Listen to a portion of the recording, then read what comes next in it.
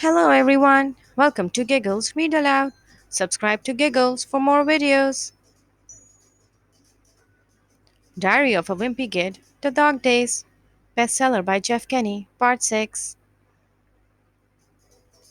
I just wished we had managed to stay awake the whole night because when Dad found us in the morning, it wasn't a pretty scene.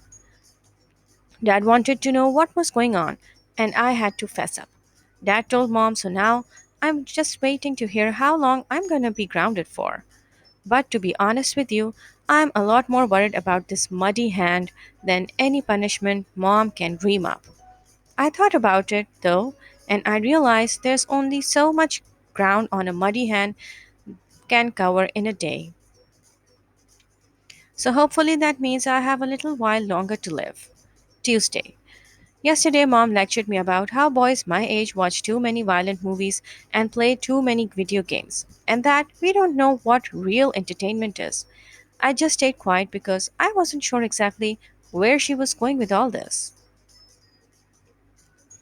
Then mom said that she was going to start a reading club for the boys in the neighborhood so she could teach us about all the great literature we were missing out on. I begged mom to just give me a regular punishment instead, but she wouldn't budge. So today was the first meeting of the Reading is Fun Club. I felt kind of bad for all the boys whose moms made them come. I was just glad mom didn't invite Fredley, this weird kid who lives up the street, because he's been acting stranger than usual lately. I'm starting to think maybe Fredley's a little dangerous, but luckily he doesn't really leave his front yard during the summer. I think his parents must have an electrical fence or something. Anyway, mom told everyone to bring their favorite book to today's meeting so we could pick one and discuss it. All the guys laid their books on the table and everyone seemed pretty happy with the selection except mom. Mom said the books weren't real literature and that we were gonna have to start with the classics. Then she brought out a bunch of books that she must have had since she was a kid. These are the exact same type of books our teachers are always pushing us to read at school.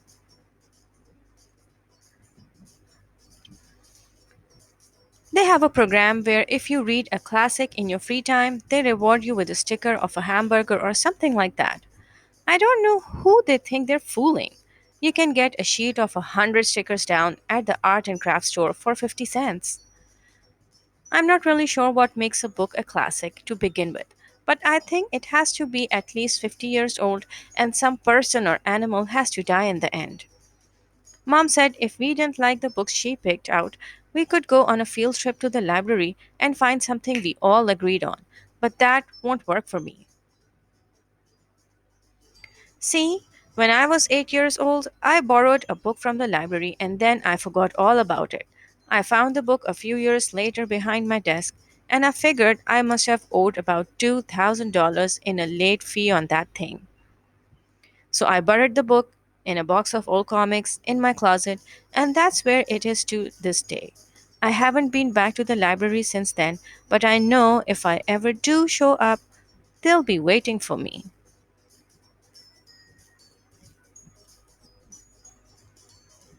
In fact, I get nervous even if I see a librarian. I asked mom if we could get a second chance to pick out a book on our own, and she said we could. We're supposed to meet again tomorrow and bring our new selections with us. Wednesday. Well, the membership of the Reading is Fun Club took a big hit overnight. Most of the guys who came yesterday bailed out, and now there's only two of us. Rowley brought two books along with him. The book I picked was the ninth volume in the Magic and Monsters Dark Realm series. I figured mom would like it because it's pretty long and there aren't any pictures.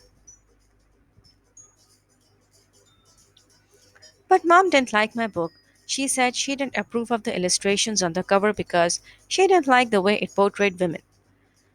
I've read Shadow Doom, and from that, what I can remember, there aren't even any women in the story. In fact, I kind of wonder if the person who designed the cover even read the book.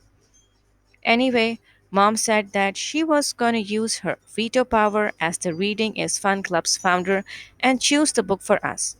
So she chose this book called Charlotte's Web, which looks like one of those classics I was talking about before.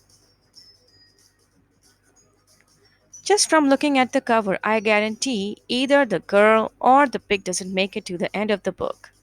Friday. Well, the Reading is Fun Club is down to one member, and that's me. Yesterday, Raleigh went golfing or something with his dad, so he kind of hung me out to dry. I didn't do my reading assignment, and I was really counting on him to cover for me at the meeting. It's not really my fault that I couldn't finish my reading assignment, though. Mom told me I had to read in my bedroom for 20 minutes yesterday, but the truth is, I just have trouble concentrating for long periods of time.